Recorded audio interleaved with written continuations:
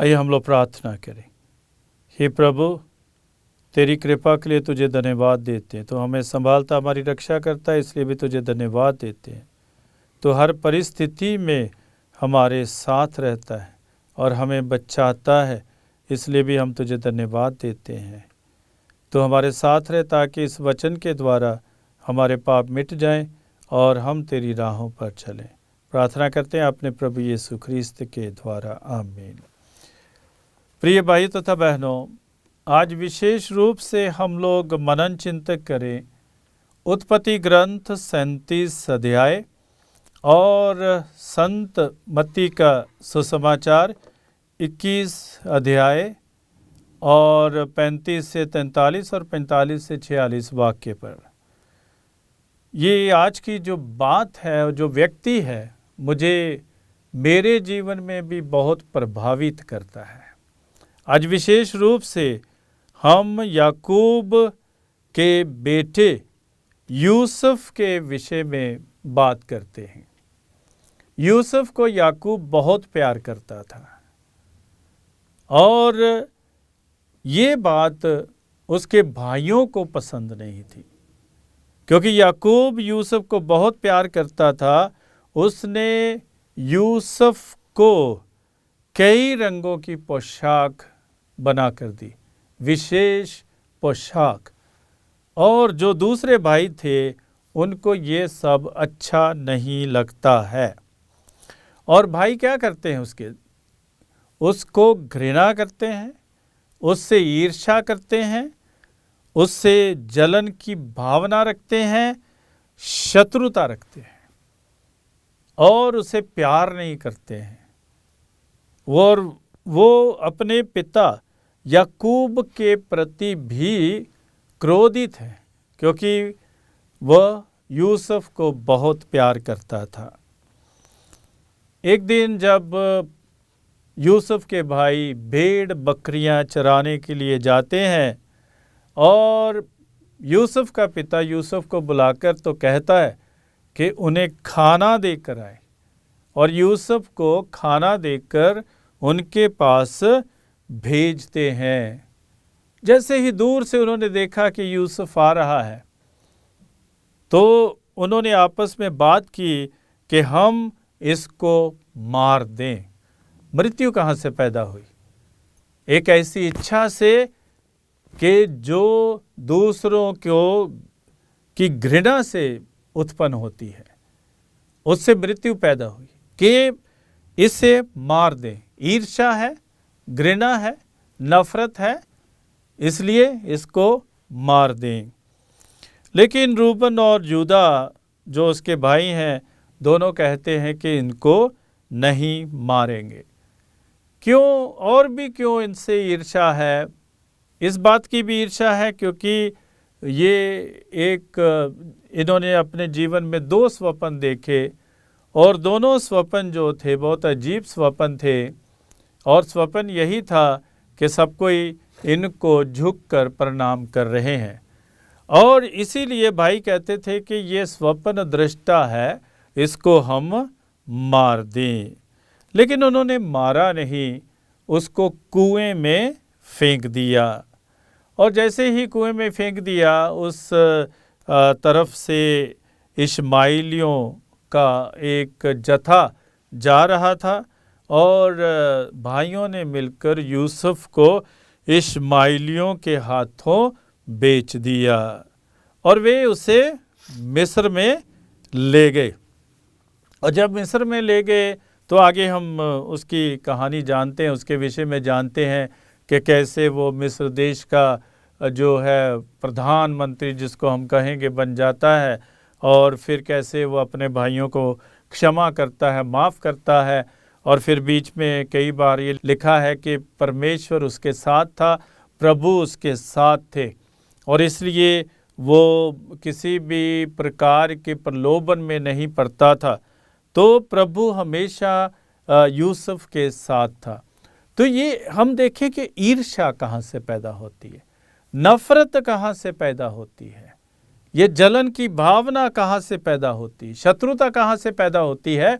जब हम स्वार्थी बन जाते हैं, जो व्यक्ति, जो मानव स्वार्थी है, उसके हृदय में घृणा होगी, ईर्ष्या होगी, जलन होगी, शत्रुता होगी। और यही स्वार्थपन यूसुफ के भाइयों में है। और स्वार्थपन क्या है? उनके पिता याकूब उन्हें नहीं चाहते हैं और सिर्फ इसे ज़्यादा प्यार करते हैं, तो जलते हैं। अभी हम लोग सुसमाचार में देखें, सुसमाचार में हिंसक असामियों का दृष्टांत बताया गया है। और क्या है कि एक भूमिधर ने दाख बारी लगाई और दाख बारी को असामियों के हाथों में पट्टे पर दे दिया और खुद प्रदेश चला गया। अभी फसल पक गई और उसने नौकरों को भेजा और इन असामियों ने नौकरों के साथ मारपीट की, कईयों की हत्या कर दी और पत्थरों से मारा। और अधिक फिर मालिक ने, स्वामी ने अधिक नौकरों को भेजा और उनके साथ भी असामियों ने ऐसा ही किया। फिर स्वामी के मन में आया कि मैं अपने पुत्र को भेजूंगा। हो सकता है पुत्र की सुने, उसका आदर करे और उसका सम्मान करे, क्योंकि वह मालिक है, पुत्र है।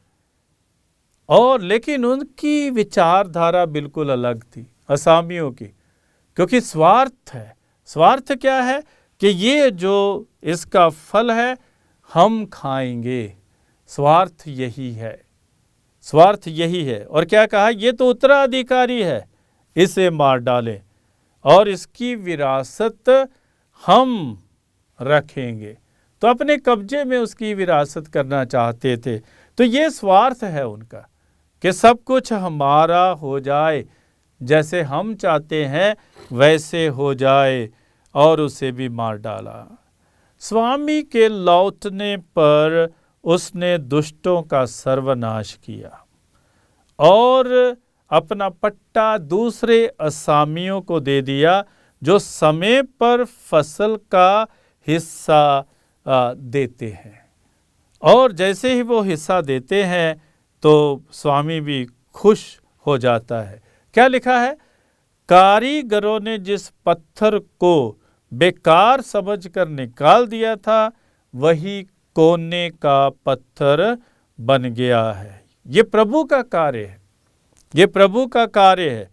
और ये हमारी दृष्टि में अपूर्व है, ये हमारी दृष्टि में अपूर्व है, क्योंकि ये प्रभु का कार्य है। हमारे जीवन में भी ऐसी कई परिस्थितियां पैदा होती हैं।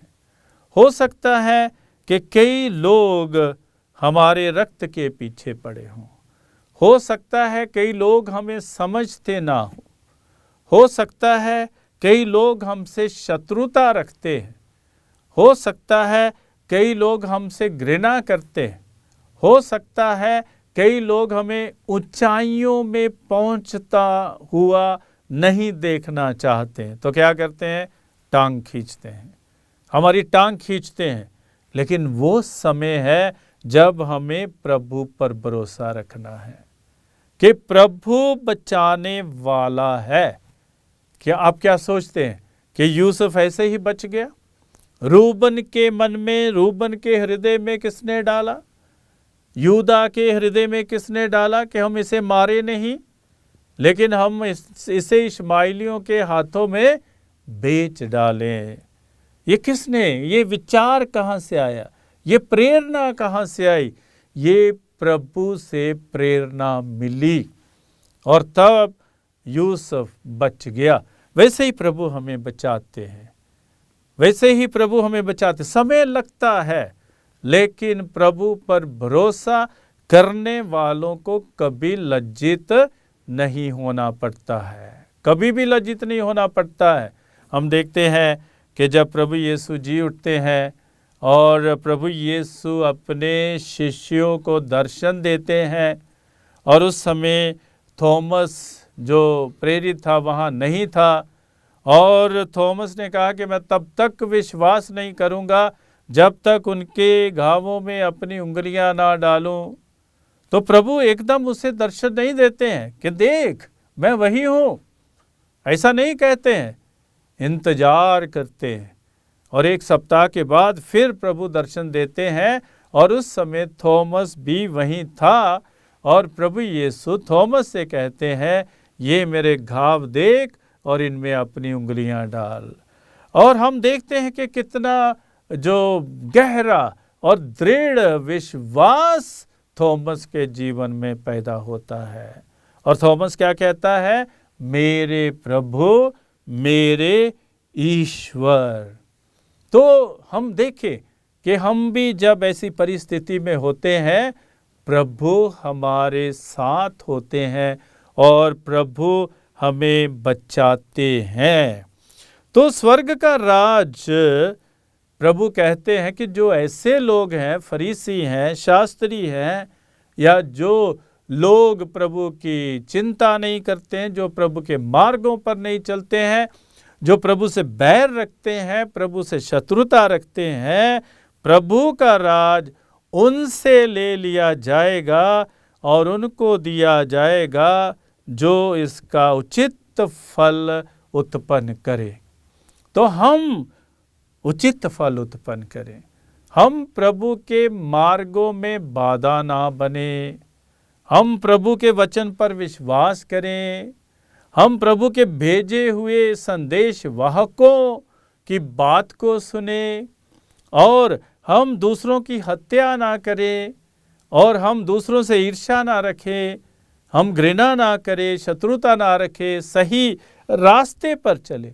और जब हम सही रास्ते पर चलते हैं तो प्रभु स्वर्ग राज हमें प्रदान करते हैं, और उस राज का अंत नहीं होगा, और उस राज के लिए उचित फल हम उत्पन्न करेंगे, पैदा करेंगे। तो जो महायाजक थे उस समय के, जब प्रभु ये बातें बोल रहे थे, और फरीसी थे, वो क्रोधित हो गए। क्यों क्रोधित हो गए? क्योंकि वो सोच रहे थे कि ये उन्हीं के विषय में बोला गया है। एक कहावत है हिंदी में, चोर की दाढ़ी में तिनका। प्रभु ने तो बोला कि जो पापी हैं, जो गुनाहगार हैं, जो उसके वचन पर ध्यान नहीं देते हैं, उनसे स्वर्ग राज छीन लिया जाएगा। और ये सही समझते हैं कि प्रभु ने इनके विषय में कहा कि ये महायाजक और फरीसी जो है खुद भी स्वर्ग राज में प्रवेश नहीं करेंगे और दूसरों को भी प्रवेश नहीं करने देते हैं। और वे मिलकर प्रभु यीशु को गिरफ्तार करना चाहते थे, लेकिन जनता के डर से उन्होंने उस पर हाथ नहीं डाला, क्योंकि जनता प्रभु यीशु को नबी मानती थी। हम देखते हैं कि पुराने विधान में यूसुफ एक महान व्यक्ति है। उसके विषय में बताया गया है कि कैसे प्रभु उससे बचाते हैं, और हमारे नए विधान में कैसे प्रभु यीशु हमें बचाते हैं। तो ये सोचने की बात है कि जब हम प्रभु पर भरोसा रखते हैं, जब हम लोग प्रभु के मार्ग पर चलते हैं, जब हम लोग प्रभु की कृपा का अपने जीवन में अनुभव करते हैं, तो हम प्रभु की कृपा के पात्र बन जाते। प्रभु हमारे साथ साथ चलते हैं, परिस्थिति कोई भी हो, कोई भी परिस्थिति हो, और हम घबराएं नहीं, हम घबराएं नहीं। समय हर एक बात को सही साबित कर देता है, झूठ हो या सच हो, समय के अनुसार सब सही हो जाता है। समय कौन देता है? प्रभु देते हैं। तो हम देखें कि कैसे हम भी अपने हृदय को शुद्ध रख सके, हम दूसरों को आगे बढ़ता हुआ देखकर ईर्ष्या के भाव ना रखें, हम प्रभु की महिमा गाएं। कोई अच्छा है उसके लिए प्रभु की महिमा गाएं, और प्रभु की कृपा के लिए निरंतर अपने जीवन में प्रार्थना करते रहें। आइए हम लोग कुछ बिंदु है उन पर हम लोग विचार करेंगे। पहला बिंदु है, नफरत और ईर्ष्या से दूर रहें। नफरत और ईर्ष्या परिवारों को तोड़ देती है। नफरत और ईर्ष्या आतंक फैलाती है। नफरत और ईर्ष्या समाज को तोड़ देती है, राष्ट्र को तोड़ देती है। और नफरत और ईर्ष्या हमें स्वयं को तोड़ देती है। इसलिए इन भावों को, ये जो नकारात्मक भाव हैं, इन्हें हम अपने हृदय से निकालें, अपने जीवन से निकालें। इसलिए घृणा ना करें। और दूसरी बात है, भाई से बैर ना करें। हम देखते हैं परिवारों में भाई भाई आपस में बात नहीं करते हैं, मिलते जुलते नहीं हैं, एक दूसरे के साथ नाराज होते हैं। भाई बहन जो है एक दूसरे से दूर रहते हैं। और इसलिए वचन हमें बताता है कि भाई से बैर ना करे, भाई से प्रेम करे, भाई बहनों से प्रेम करे। क्योंकि प्रभु यीशु तो हमें प्रेम करना ही सिखाते हैं। प्रभु यीशु इसी की शिक्षा देते हैं और उस शिक्षा पर हम चलें कि हम एक दूसरे को प्यार करते हुए अपने जीवन में आगे बढ़ते जाएं। तीसरी बात है, हर परिस्थिति का सही अर्थ समझे। परिस्थिति कोई भी हो, नकारात्मक हो या सकारात्मक हो, किसी भी परिस्थिति का आप सही अर्थ समझें। कई बार होता है नकारात्मक परिस्थितियों से भी हमें शिक्षा दी जाती है और हम उस शिक्षा को खोजें कि मेरे जीवन में कोई चुनौती आई है, मेरे जीवन में कोई समस्या आई है, मेरे जीवन में कोई बीमारी आई है, मेरे जीवन में कोई बुराई आई है, मेरे जीवन में कोई परेशानी आई है, इससे मैं क्या सीख सकता हूँ। इसलिए हर परिस्थिति का सही अर्थ समझें कि इसका अर्थ क्या है। इसका अर्थ क्या है? निराश होने की ज़रूरत नहीं है। बहुत बार हम लोग निराश हो जाते, उदास हो जाते, हम लोग हताश हो जाते। निराश होने की ज़रूरत नहीं है, लेकिन सही अर्थ ढूंढे। हो सकता है आज हमारे जेब में एक भी पैसा ना हो सकता है, और हमें किसी चीज़ की अति आवश्यकता है और हम चाहते हैं कि किसी ना किसी तरीके से मेरे पास कुछ पैसे हो और मैं इस चीज़ को खरीद सकूं। और हम तब विचार करें कि प्रभु मुझे क्या सिखाना चाहते हैं। चीज़ की ज़रूरत है, पैसे है नहीं, तो प्रभु मुझे क्या सिखाना चाहते हैं। तो प्रभु यही सिखाना चाहते हैं, मेरे पर निर्भर रहो। मैं तुम्हारी प्रार्थनाओं को सुनता हूँ, मैं तुम्हारी समस्याओं को देखता हूँ, मैं तुम्हारी परेशानियों को देखता हूँ, तुम्हारी मुसीबतों को देखता हूँ। मैं जानता हूँ कि खतरे हैं, संकट हैं, लेकिन मुझ पर निर्भर रहें।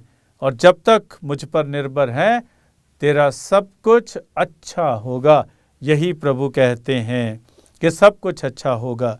और चौथी बात है, प्रभु के द्वारा निर्देशित किए हुए रास्तों को अपनाएं। गलत रास्ते पर न जाएं, सही रास्ते पर जाएं।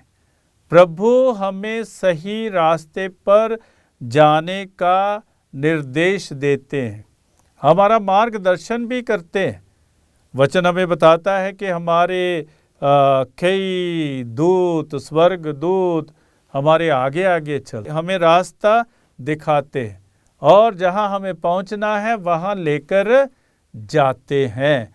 तो इसलिए प्रभु के द्वारा निर्देशित किए हुए रास्ते को अपनाएं, गलत रास्ते ना अपनाएं, गलत रास्ते ना अपनाएं। हमारे हृदय में ये भी आवाज़ पैदा होती है, ये सही है, ये सही है, लेकिन थोड़ी दूर जाकर पता चलता है कि ये सही नहीं था। हमने गलत निर्णय अपने जीवन में लिया है। तो हमारे जीवन में हमारे निर्णय सही होने चाहिए, और जब हमारे निर्णय सही है तो हम सही रास्तों पर चलेंगे। पांचवी बात है, प्रभु के वरदानों का उचित प्रयोग करें। कई लोगों के जीवन में कई प्रकार के वरदान हैं। कई लोग इन वरदानों का नकारात्मक प्रयोग करते हैं और कई लोग इन वरदानों का सकारात्मक प्रयोग करते हैं। तो हम जो प्रभु के द्वारा वरदान दिए गए हैं उनका नकारात्मक प्रयोग ना करते हुए सकारात्मक प्रयोग करें, उचित प्रयोग करें, जो फल पैदा करता है, जो फल पैदा करता है, तो वही बात करें जो फल पैदा करता है। हो सकता है कोई लड़ाई झगड़ा कर रहा हो और आप भी सोचें कि मैं भी बीच में जाकर उनके साथ लड़ूं झगड़ूं, तो फिर क्या होगा? जो वरदान मुझे मिला है ज्ञान का, बुद्धि का, प्यार करने का, वो तो समाप्त हो जाएगा, खत्म हो जाएगा। हम उन वरदानों को अपने जीवन में पनपने दें, उन वरदानों को पनपने दें। और जब हम उन वरदानों का सही प्रयोग करते हैं तो सही फल पैदा होगा, नहीं तो सही फल पैदा नहीं होगा। इसलिए जो भी वरदान आपको दिया गया है, कई बार कई लोगों को गाने का वरदान है, कई लोगों को जो है संगीत का वरदान है, कई लोगों को पढ़ने का वरदान है, कई लोगों को बुद्धि का वरदान है, ज्ञान का वरदान है, कई लोगों के पास कई प्रकार के वरदान हैं। उनका सही प्रयोग करते हुए उचित फल पैदा करें। और छठी बात है, प्रभु द्वारा भेजे गए संदेश वाहकों का सम्मान करते हुए स्वागत करें। बहुत से लोग ऐसा नहीं करते। कई बार हमने सुना है कि लोग जो है प्रभु के द्वारा भेजे गए संदेश वाहकों का सम्मान नहीं करते हैं। करना सीखें, सम्मान करना सीखें। हमने पहले भी सुना है वचन में, क्योंकि उनकी सुने, जो सेवक और नबी हैं मूसा की गद्दी पर बैठते हैं, इसलिए उनकी सुने, उनकी इज्जत करें, उनका सम्मान करें, उनका स्वागत करें और स्वागत करते हुए उनके साथ सही व्यवहार करें। तो संदेश वाहकों का विशेष ख्याल रखें। सातवीं बात है, स्वर्ग राज के लिए उचित फल उत्पन्न करें। तो प्रभु कहते हैं कि हर पेड़ अपने फल से पहचाना जाएगा। यदि हम सही रास्ते पर हैं तो सही फल पैदा करेंगे, यदि हम गलत रास्ते पर हैं तो गलत फल पैदा करेंगे। और आठवीं बात है, प्रभु आपको स्वर्ग राज्य के सहभागी बनाएंगे। उसी के लिए हम बुलाए गए, उसी के लिए बुलाए गए। ये प्रार्थनाएं, ये वचन, ये संदेश, नबियों की किताबें और मूसा की संहिता और प्रभु की शिक्षा, सब कुछ, और ये जो भी प्रार्थना हम करते, उपवास करते, तपस्या करते, तपस करते, सब कुछ एक ही मकसद के लिए है कि हम स्वर्गराज में प्रवेश करें। आइए प्रार्थना करें। सर्वशक्तिमान पिता परमेश्वर, तुझे धन्यवाद देते इस समय के लिए जो तूने हमें प्रदान किया, इस वचन के लिए तुझे धन्यवाद देते। तूने अपने वचन के द्वारा हमें निहाल किया है और तेरे वचन के द्वारा हमारे जीवन बदल जाए, ताकि हम सही रास्ते पर चलते हुए तेरे स्वर्ग राज में प्रवेश करें। प्रार्थना करते हैं अपने प्रभु यीशु ख्रीस्त के द्वारा, आमीन।